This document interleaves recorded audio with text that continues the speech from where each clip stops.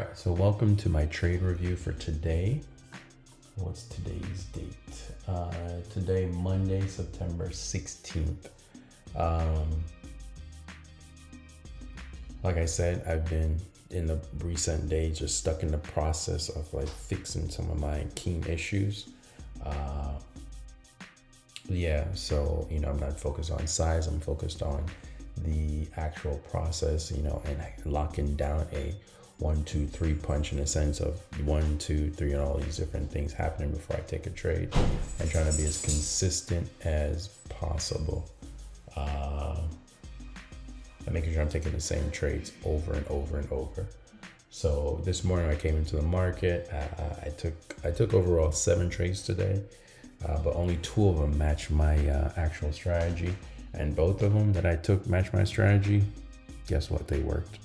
And they worked the way I thought they would work. And the ones I took outside my strategy, or I went early, or whatever the case is, they didn't work. Some of them one worked and one didn't work, and then the net didn't work and it didn't work. So yeah.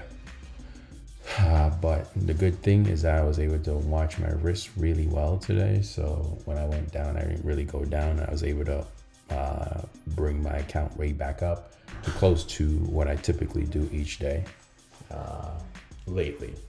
Okay. So I'm just going to keep working on, consistent, doing the same thing over and over. And then after that, we can start looking at size and all that stuff.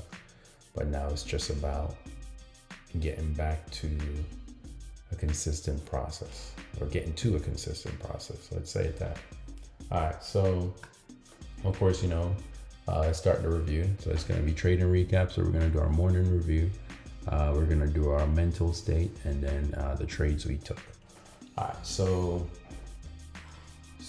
this morning, of course, we had a new contract. Our new contract rolled over. Now we're in December.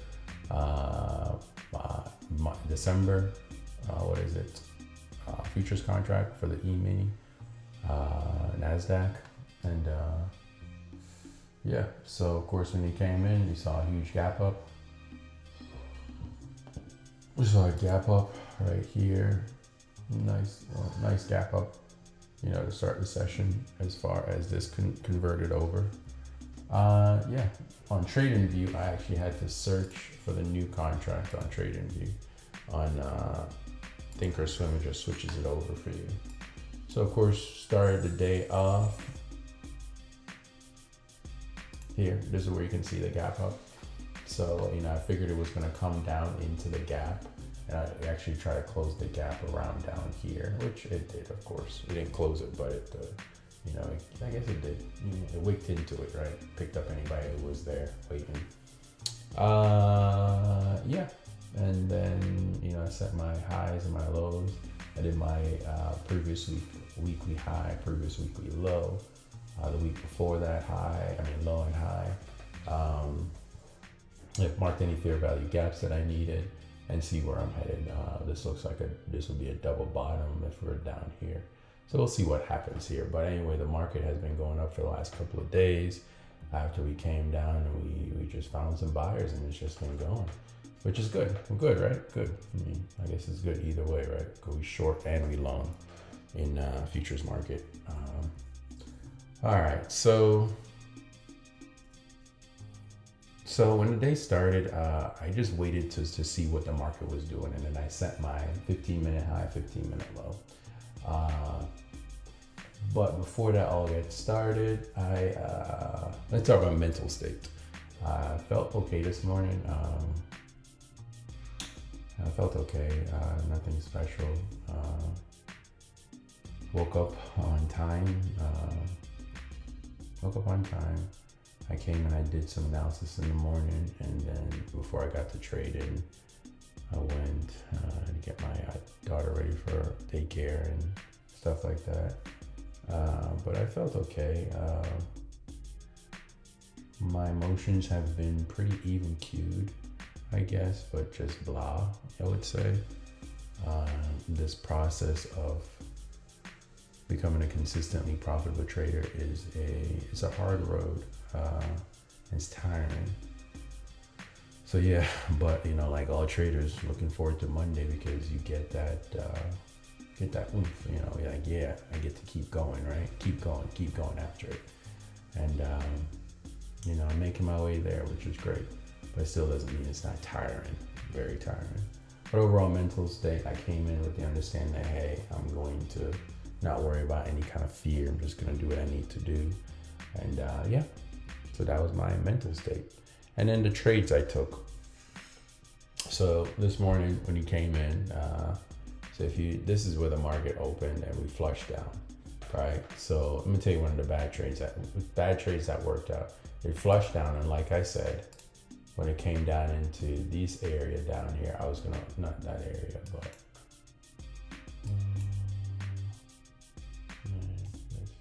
we can't do it that way.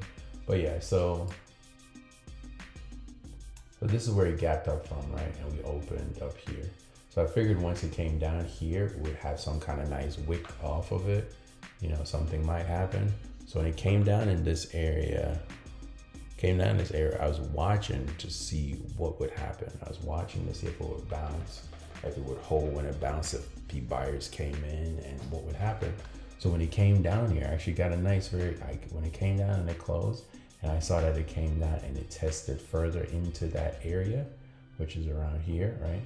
I was like, all right, it looks like it's getting back above, so let me go ahead and buy a contract, and I pushed it back all the way up to the 600 mark. Right? So that was the first trade, which was a good trade, but not in my strategy. That's something I used to do. I don't do those things. I try not to do those things anymore. But it was strictly on just reading price action, right? And I felt good about the trade. I took the trade, but I should not have taken the trade. No matter if it was win or lose, I should have not taken a trade. So when you take those trades that you used to take, or bad habit trades, and they work out, then you continue the bad habit. So came up here, you know, the market looked good here, but I wouldn't normally have taken a trade up here. So I took a long. Did I take a long here? No, I took a long up here for some reason. Took a long all the way up here, and I don't even know why I did that. Just stupid. And then just a bunch of other stupid plays until I finally found my footing. I was like, okay, let's get it together. What is your plan? Okay.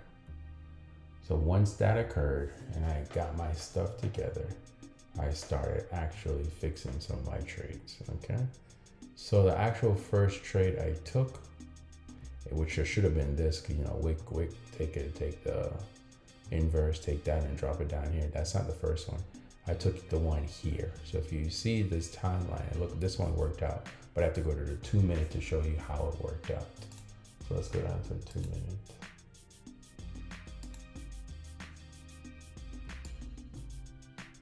So this was the first wick. This was the first wick. That was a 1 minute.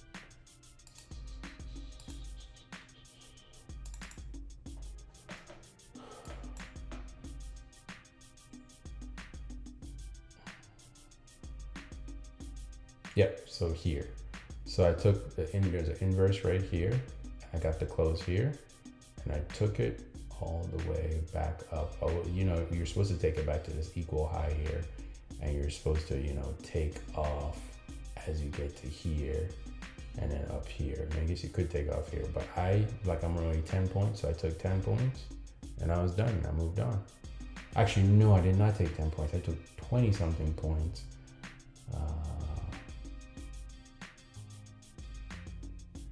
Yeah, I took 20 something points because I was so far down, so I needed to overlap some of the things that I did. And that's not what I need to be doing. I need to be sticking to my 10 points or 15 points. I don't want to stay in the trade longer. I want to give it a chance for it to wick me out, any of those things. But because I took those bad trades this morning, I had to make decisions. I had to change my decision making, which is not good. Your decision making needs to be consistent. And then I took one more winning trade.